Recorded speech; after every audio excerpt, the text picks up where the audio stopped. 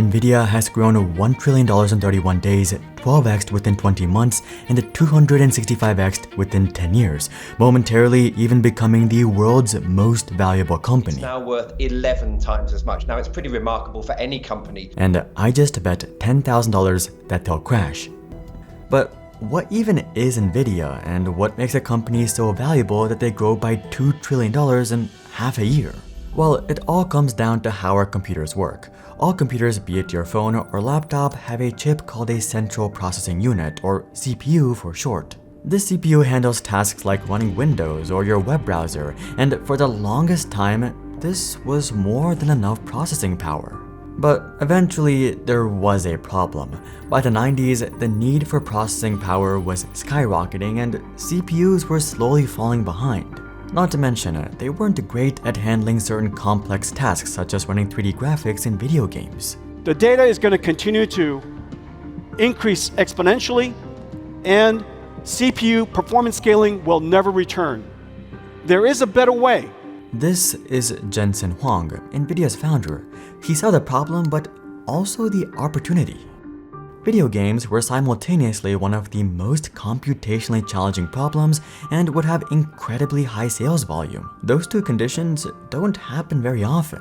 Nvidia was advocating that the way forward was a graphics processing unit, or a GPU that could solve this increasing problem. But how? Well, a CPU has a few powerful cores for general tasks, but a GPU has hundreds or even thousands of smaller cores for handling multiple complex tasks simultaneously. This theoretically made GPUs perfect for rendering graphics or processing heaps of data, and it worked. Computers began integrating GPUs alongside CPUs, and Nvidia was at the forefront of this change. The burning question, though, is how did GPUs propel them to the top of the world? Well, Nvidia has been at this for a long time, and they're deeply connected with the rise of video games. Back in the 2000s, consoles were the primary way of playing video games, and products like the PlayStation 3 had Nvidia GPUs to run increasingly more complicated and graphically intensive games. But the landscape began to change. You see, casual players were moving away from their consoles in favor of their phones, which were becoming more powerful. And at the same time, enthusiasts were also moving away in a different direction towards more powerful dedicated gaming PCs. This market was growing exponentially, and Nvidia found an ever-growing market selling directly to consumers. But then, things went into overdrive. Their flagship GPU, the GTX 1080 Ti in the mid-2010s, cost $700, but today, Nvidia's RTX 4090 is priced around $1,600. Nvidia wasn't the only one raising prices. The whole market experienced the same thing, including Nvidia's cheaper competitor, AMD. So why did GPUs skyrocket in price? Well, it turns out that video games are only one part of the story. In total, Nvidia stock has grown by over 300,000% to over $3 trillion. And looking closer, most of that growth happened in the last 7 years. What happened in this time period? Well, as it turns out, quite a bit. In 2017, crypto began to grow, and grow fast. At the start of the year, Bitcoin was worth about $800, but by the end of 2017, it had surpassed $17,000. How did this involve Nvidia? Well, this jump saw a massive rise in crypto mining. In a very simplified explanation, mining uses GPUs to solve intense math equations in exchange for a small amount of Bitcoin and Ethereum. One GPU performing this might make a few dollars, but dozens of GPUs could make thousands. Nvidia's GPUs were perfect for this, so the market was flooded with demand. Both gamers and crypto miners wanted GPUs, yet things got even crazier just a couple of years later when the world shut down. During the pandemic, supply chains crawled to a stop, and when a market has a drop in supply and high demand, one thing happens: prices go up, way up. I should also mention that demand was only growing. By early 2021, the price of Bitcoin rose to $59,000. And with everyone stuck at home, people got into gaming and wanted graphics cards for their PCs and were bidding with crypto miners to get them. GPUs were sold out everywhere, and resellers saw bidding wars drive prices to 5 times their retail price on eBay. This was the perfect storm for Nvidia. Everyone wanted their products, so naturally they raised their prices. Nvidia was in the perfect place at the perfect time, but that's when their luck began to turn for the worse. In 2022, crypto experienced its biggest crash in nominal terms. By the end of 2021, Bitcoin had reached $69,000, but just 1 year later, it had fallen to under $16,000. The demand for mining GPUs went into freefall, which was only made worse by the rise of mining-specific machines called ASICs. But shockingly, this didn't matter. All of this was trivial compared to the biggest Nvidia boom.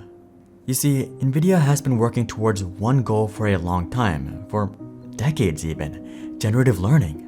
In Nvidia's 2016 report, they stated, "Deep learning breakthroughs have sparked the AI revolution. Progress is exponential. Adoption is exponential. The impact of the tech industry and society will also be exponential." Nvidia had been banking on AI the whole time, as GPUs are essential for deep learning. Nvidia was at the forefront of machine learning, self-driving cars, and of course, the launch of OpenAI's ChatGPT. AI was finally here, and every big tech company rushed to add AI to their products.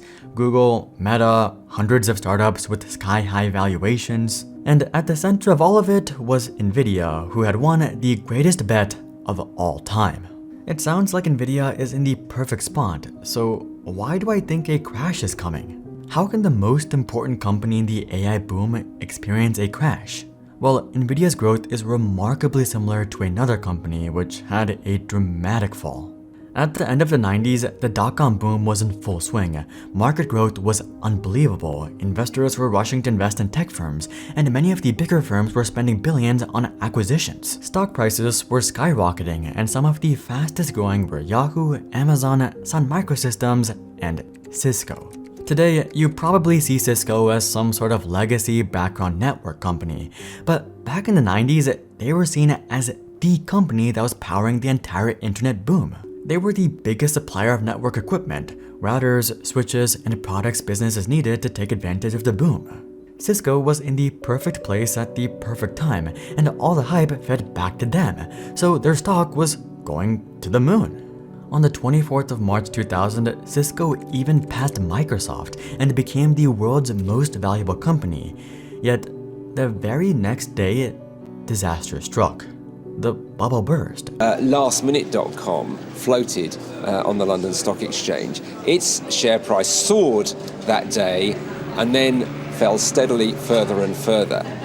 And that was seen as the kind of turning point, certainly in the UK.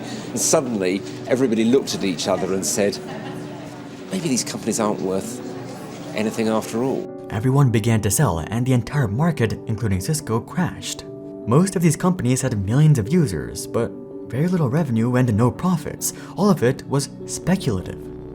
Cisco would end up crashing over 90%, from $82 down to $8 in just 18 months, as many of their customers disappeared forever. Cisco did end up surviving the slaughter, but to this day, 24 years later, Cisco's stock has yet to recover to their dot-com peak. So what does this have to do with Nvidia? Just because one company crashed doesn't mean that another will. Well, let's first take a look at the landscape because there are a lot of similarities. Nvidia is at the heart of the AI gold rush, and when you're in a gold rush, you make more money selling shovels than digging. This is what Cisco was doing with network equipment, and it's exactly what Nvidia is doing with GPUs. 40% of all jobs around the world will be impacted by AI. Congress is back in session this week, and one of its top priorities is artificial intelligence. Many of Nvidia's customers are tech giants like Google, Microsoft, Amazon, Tesla, and countless more. These giants use GPUs to build giant data centers, which are used for machine learning. These data centers are used to train their own AIs, but are also rented out to other smaller tech companies, including hundreds of new startups in the AI space with sky-high valuations, but zero revenue. This is where the gold rush is coming from. Everyone wants to invest in or rent infrastructure to train AIs with deep learning, as investors are banking that AI will be the next internet. But is this actually stable? Many of these firms are extremely overvalued based on speculation.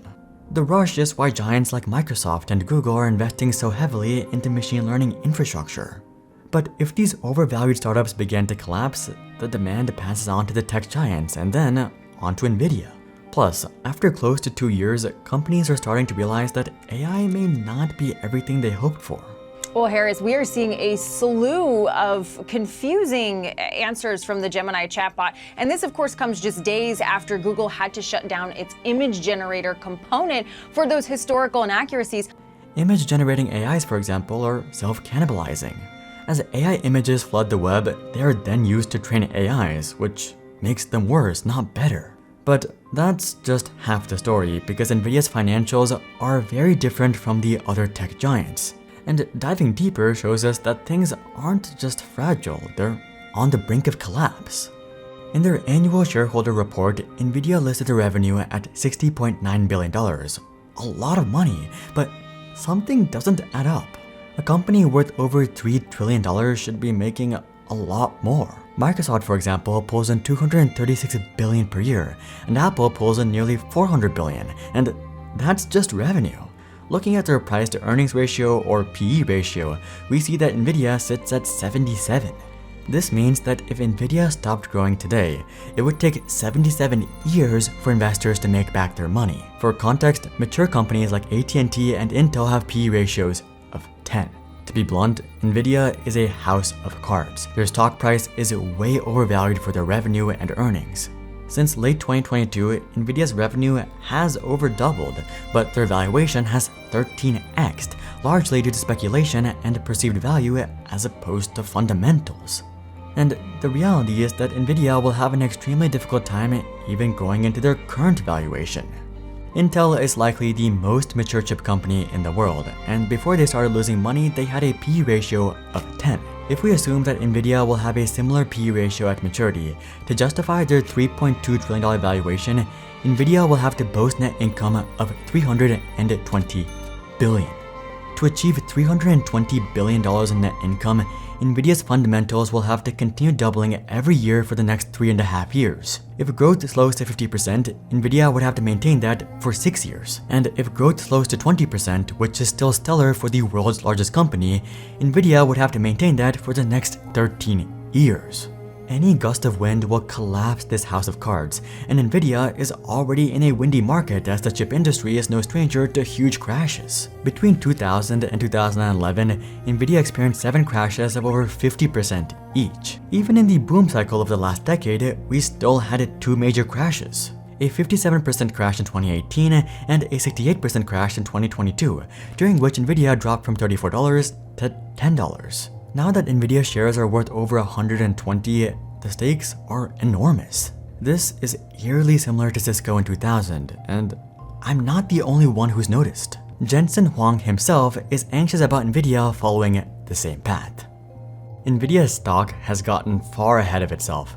It's become fragile, overvalued, and doesn't reflect the company's revenue or profits. And as such, I think Nvidia has reached its peak or is very, very close to it. Last time I made a bubble prediction video was on November 26, 2021, where I predicted that Rivian's IPO was the peak of the EV bubble. This was just after Rivian peaked on November 16, 2021, and since then, Rivian has crashed 95%. But this time, I'm raising the stakes. On June 18, 2024, the day that Nvidia momentarily became the world's largest company, I placed $9,000 on $30 Nvidia puts for December 18, 2026. And on August 5, 2024, I sold for $25,000 during the Japanese carry trade capitulation. But I'm not done with this trade just yet. I'm expecting a total fall of around 70%, and wouldn't be surprised if they fell more. As such, I plan to double down on these puts around the end of this year, and I'll keep you guys updated in the pinned comment below. All of this sounds super bearish, but the truth is, I actually really like Nvidia. I think they're an extremely valuable company as GPUs are now an integral part of the tech ecosystem. In fact, early last year, I predicted that Nvidia would become the world's largest company. Also, Jensen Huang, in my opinion, is one of the best business leaders in the world. He's been with the company since its inception, and it couldn't be in better hands. But here's the thing, even with a 70% crash, Nvidia would be worth an astonishing $1 trillion. So this isn't anti-Nvidia, it's just anti their stock price. So let's see what happens. Let me know in the comments if you think that this prediction will age like milk. With rate cuts around the corner, if you would like to lock in high yields for the long term, consider checking out our platform Silo in the description below. we're the modern bond platform that only charges $1 per bond. Also, we're currently running a 3% deposit bonus. If that sounds interesting, click the link below. But until then, I'm Hari, and I'll see you guys on the next one.